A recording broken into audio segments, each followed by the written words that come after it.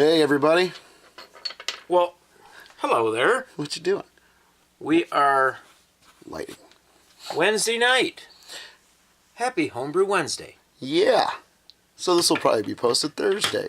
Yeah. That's how we roll. Here at Under the Table Brewing. One step behind. Another day. What? Another day older, and another day further in debt or something. Yes. I don't know how they say that. Well, hey, I'm going to start this off with a homebrew. Cheers, Elder. This is the triple chocolate imperial stout. Finally finished up. The Savior Stout pulled through. We got it on keg. Here's a little footage of that. 2020. 2020.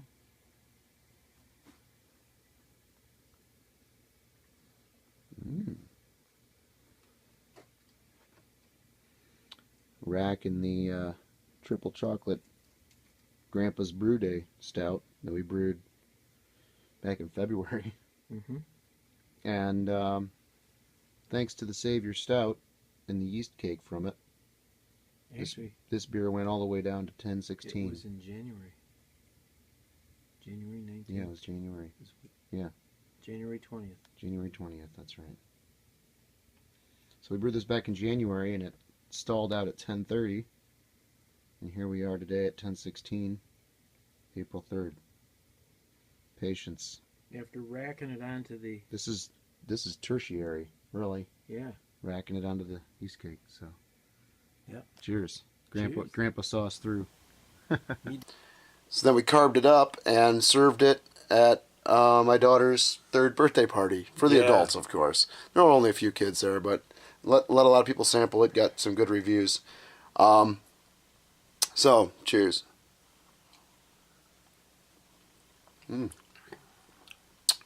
That's pretty good. Yep. 8.3%. Yeah. Alright, so there have been a couple questions for me. So I'm going to do my best to try to piece some video here together. First, I want to do a little clip of some stuff for PFC Brewing, for Doug. He's been asking, hey, I need a tour of that firm chamber. Well, the firm chamber is in process. We're still building it up. But I'm going to run through some of the components that will be going into it. And I was going to do a big how-to build series, but I'm just going to fill you guys in as we go along in Homebrew Wednesdays and other videos that we get together. So I'm going to just go through a little bit of inventory here, some things that are going to make this up. So we'll flip you around. So what it's going to consist of is these are the electronics. This is a PLC, a nano line that the Elder P got from work. We got a whole pile of old computer fans that will be for air handling, air exchange. We got RTDs and modules for the RTDs that will feed into this guy, which is an analog input. This has some digital outputs and inputs on it, so we'll be able to monitor ins and outs. Got a computer power supply for voltage to the fans. This has its own power supply. It's 24 volts, and then that'll handle 5 volts to 12 volts, whatever we need. Got a whole mess of relays back here for switching 110 for, let's swing around here. That's hidden. But go ahead and open the left side. So those relays will control that refrigerator down there. Alright, and then that'll turn it on and off. In the winter months, it'll just be simply loading another program to turn on the heater or heaters. We have 2 little guys like this, and one just blowing in and circulating the air should keep all the temperatures at warmer climate, or warmer temps for fermentation. What this will allow us to do, theoretically, we'll prove it out, is, Dad, can you open the other side? Sure. And we've got... So what we're going to do, so... ports between each chamber. The fans will do air handling between the different chambers. And so we have the 4 different chambers there. We've got top 2 and bottom 2. Now, logic would have it that the bottom two would be the colder chambers, but that's not how it's going to work. Since the fridge is over on that side, the two left side will be our cold chambers. The bottom one being the coldest, we can use that for cold crashing. We can keep that guy at, say, 35 to 45, whatever we so desire. The top left will then have to be that same temperature, basically, or slightly cooler, or slightly warmer, I mean. And then either one of those chambers will be able to pull the cool air into the cabinets on the right. So they can be at the same temperature or warmer, only pulling in air as needed. So currently we don't have it set up where we can do warm or heating and cooling at the same time. Still trying to work that out, but the program is fairly limited, so we're probably not going to end up doing that. And the doors will get foam as well. Yep. So everything will be... So the insulation's not 100% complete yet, but they are floor to ceiling insulated, and then we have aluminum panels over the floor. So there's this is insulation underneath that on both the top and the bottom. So it's a pretty robust system. It should be pretty rock solid. Whoa, sorry, bad camera. Should be pretty rock solid once then. We get the once we get the electronics going and automated, and we can change the set points of the 4 different chambers at will. So that's that. That's the long-awaited fermentation chamber tour. Yeah. So it has been a lot of thought going into it. I've been working on the design. You know, it's one of those projects that, as time permits kind of thing, when I'm riding in an airplane thinking about stuff. Basically, I have all the logic written. The whole program for the PLC is done. I did that on a lot of flights and sleepless nights in hotels. So, you know, what can you do? In addition to that, I got a couple other things to show you. Let me mount this puppy back up on the stand. To my dad. Cheers, Grandpa.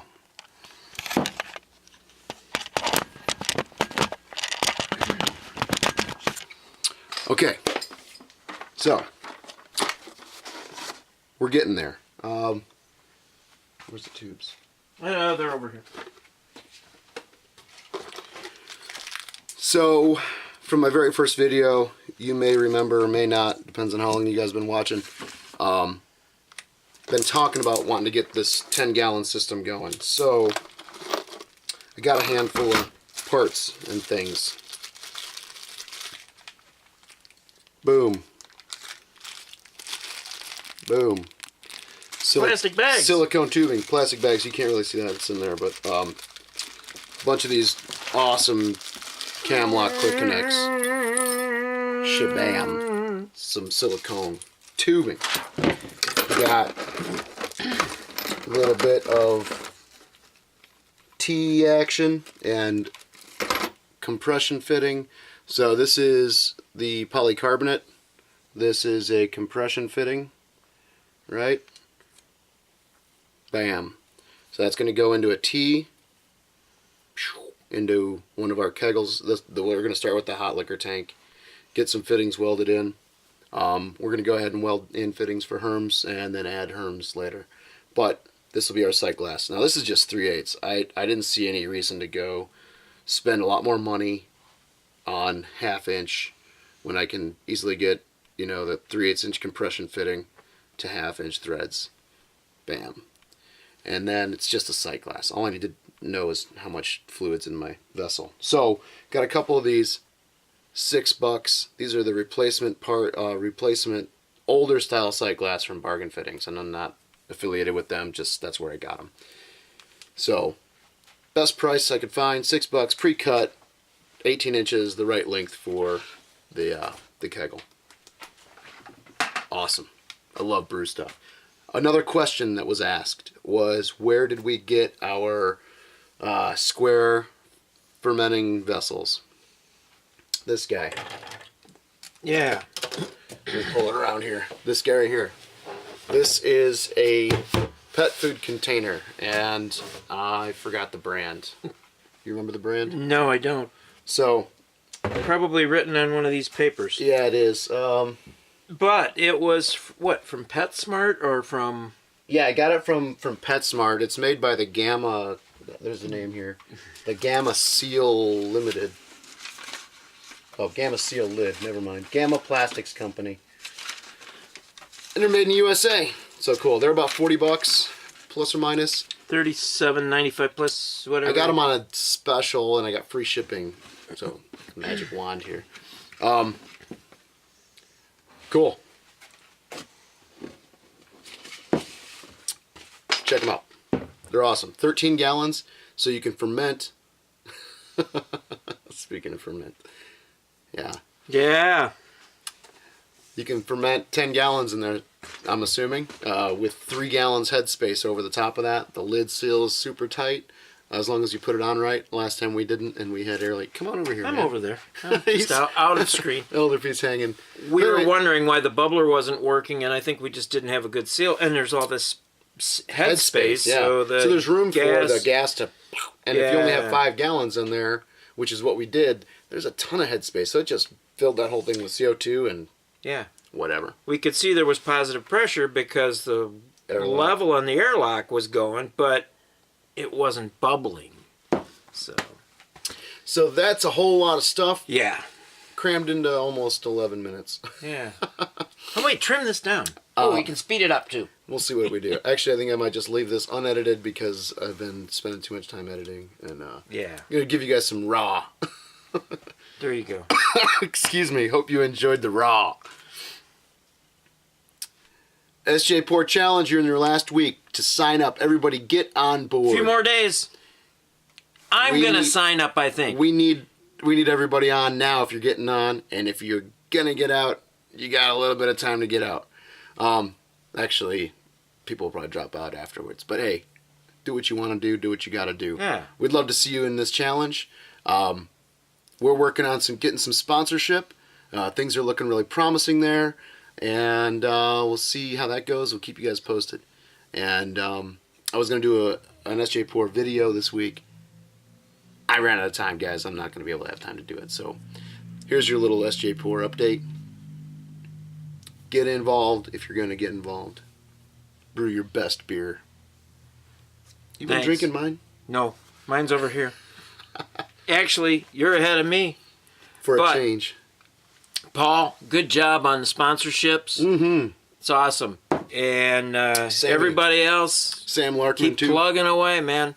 We're working on a couple here. We got Bobby Meyer in this thing. Yes. Yeah, She's not congrats. sponsoring, but she's going to be in it. She's, Oh, we should go for Bobby as a sponsor. you know what?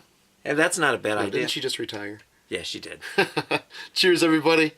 We'll catch you on the Cheers. next one. See ya.